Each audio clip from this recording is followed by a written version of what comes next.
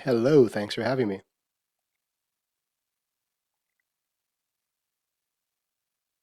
It's the first upgrade to the COVID vaccines that we've seen so far. And what it is, it has two strands in it. It has the original OG formulation against the Wuhan strain that terrorized the world in 2020, and it has a bit of the RNA of the Omicron version of the vaccine that has terrorized the world in 2022.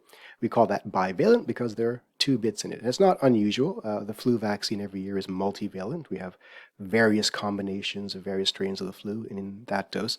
So it's supposed to account for the changes to the disease. It's a new world, COVID's changing, and so the vaccines have to change as well.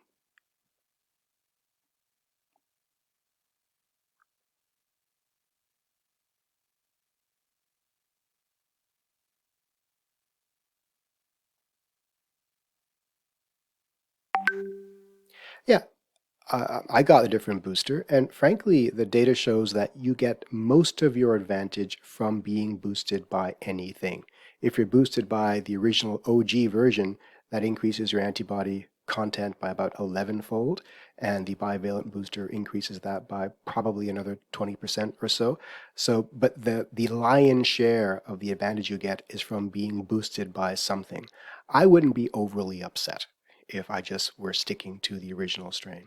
It's just that you want any additional advantage you can get. So that's what that's all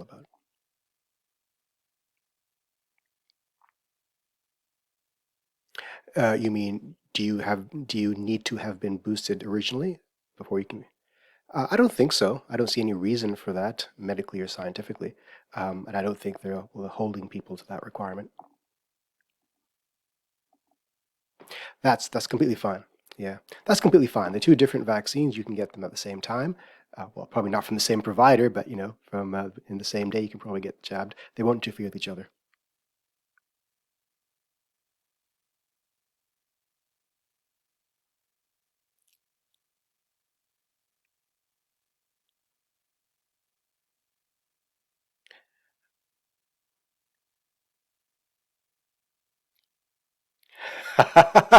Well, nobody really needs that. It depends on what level of risk you're willing to tolerate.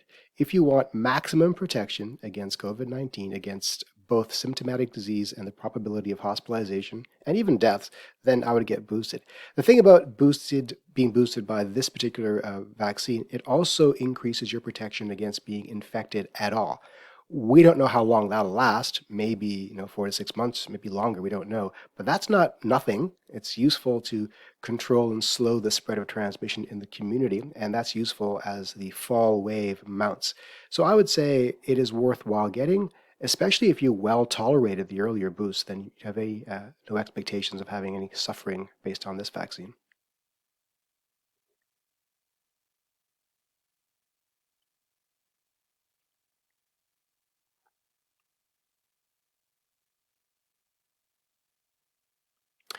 Because infection is like getting boosted. You're already producing antibodies. Your body is responding to an insult, and being boosted while that is happening won't give you any measurable effect or benefit. It won't hurt you.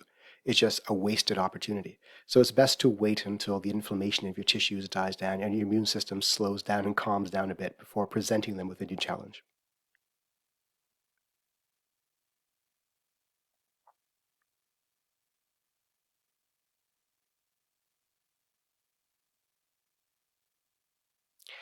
Well, we're seeing a division amongst experts about the state of the pandemic that we're in and whether or not it's appropriate to download responsibility onto the individual or for the state to taking a lead in leadership.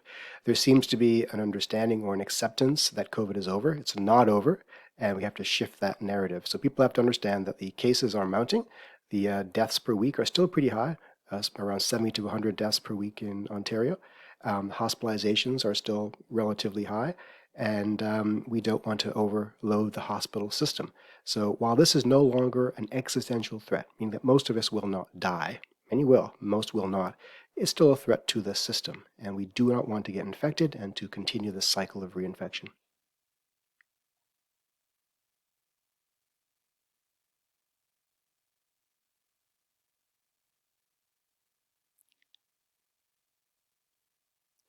There are always variants arising. Remember, there are three categories of variants: variants of interest, variants of concern, and variants of high consequence.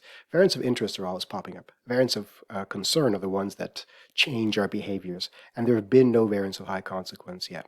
So nothing really has made my radar. There's something called B2 2.75, which seems to be problematic in some parts of the world, but it doesn't seem to be finding attraction in where we live. So I'm not overly worried about it. Something will probably pop up, but it's not being noticed yet.